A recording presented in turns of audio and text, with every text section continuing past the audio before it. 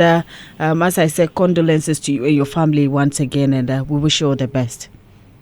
Thank you so much. And of course, the conversation is still on, and we are being joined on phone with Robert Klah. Robert Klah is the PRO for Charterhouse. He has a lot of insights from, TGMA rounds, typical from Nkoko and other hinterland places. Good morning, Robert. Good morning, Doreen. How are you? I'm very well, thank you. How are you doing? I'm great. How is it going over there? How is it going in Kenya? Oh, we're just, warming up to an exciting weekend. I have quite a number of things to do in the space with respect to dance, with respect to music. So, I'm just warming up.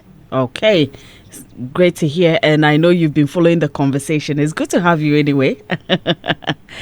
So, yes, listening to, I'm sure you listen to Lexi, you listen to Socrates, you listen to 1-0, Elombini, and I'm sure you also have something to share with us. Yes, I certainly do have something to share. First of all, I just want to make this point that the call is not for people to scrap streaming. The call is to add CDs and pen drives to the consumption options for revenue generation. So let me just state that again. The call is not for streaming to be scrapped. You have streaming working for you, maintain it. What is being said is that there's an opportunity in line with CDs and pen drives that artists need to add if they want to maximize the revenue they get per each song that they put out there within the space. And why is this necessary? It's necessary because at the end of the day, what's happening is that for anybody to understand how they should go, the key thing is to understand consumer behavior. Consumer behavior seeks to understand how people consume your product, buy, dispose of, how they use it, that kind of stuff. You need to understand it. If you are able to understand consumer behavior, it is easier for you to be able to weave strategies to help you milk or help you tweak your strategy for sales to meet every behavior that a consumer has. Now, if you don't know how a consumer is consuming your music, that is when you have issues. So currently, question here is this: how are people consuming music? We have the streaming platforms. Yes, that exists. And then we have other forms of music consumption. So I was on the TGMA tour last 2 years. I was going to certain places in the hinterland. And one of the places I remember, let me just start with Nkoko, for example. And I sat in the Pragia. So I was going around. I sat in the Pragia. Then I started engaging the guy who was driving. So I listened to him. He was playing music. And he was playing music off a pen drive.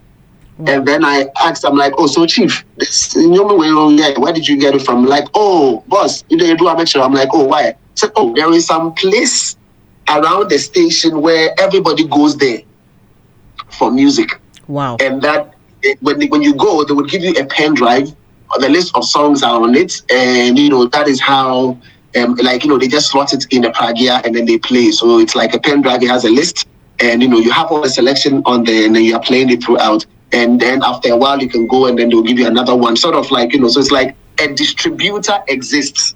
The distributor is responsible for get a list of songs and then they sell it to people. They retail it on pen drive formats for them to use.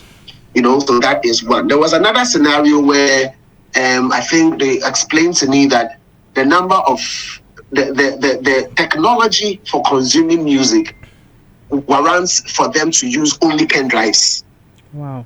You understand? So the guys were explaining to me that because they use pen drives, the only way they can play the music, because the technology they have is connected to Bluetooth speaker and some, all of these devices that exist. So it's easier for them to use pen drives. So clearly, from that particular perspective, you see that you don't have CD options, but you have pen drives. Then you now come and you realize that if you check the population of Ghana, I was just looking at the population statistics. I was looking at how many people are below the age 25 and how many people are from the ages of 35 to 40 or 50. And the numbers are huge in percentages, over 20%. And I'm just saying to myself, all of these guys who have purchased CD playing devices, what are they doing with it currently? Because I have a CD player in my car. Okay. And a lot of us who have got cars, we've got CD players. True. So the question is, what do we do with these CD players? Because technology is an enabler of a way of consuming music. If the technology is CD based, you will play CDs if you have CD. If the technology is pen drive based, you will play it. If it is Bluetooth based, then obviously you will play from a device, and that should be able to feed it. And also, if we understand this space, then it helps for us to be able to create strategies that is able to meet what is happening. So what is my point in all of this? I think there was a time ago we had this particular conversation, and now for people broadening their revenue streams, because the streaming platform, as we can see, the information is clear and is out there. In fact, when I even brought just last weekend when the people came from South Africa, we had a conversation, some offside conversation I had with them. I was making inquiries about why the streaming platforms were not paying that much. And they said it's as a matter of fact, it's about four reasons. Four key reasons. The first one has to do with subscriptions. When we say Spotify, people are subscribing. I don't know how many of us are subscribing.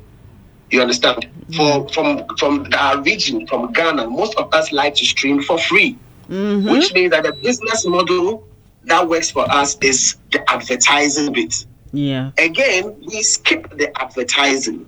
So for as long as the advertising is being skipped, the kind of revenues that would come in automatically is not going to be enough for you to distribute higher rates to people who have submitted their songs for it to be streamed on that particular platform. And that is one of the key reasons, or these are two reasons why payouts to certain regions where we don't have subscriptions and they are skipping the adverts does not work. Or even if the advertising value is not enough, you're not going to get enough. Right. You know. And then the third one has to do with deals that are done with labels and publishers and all of that.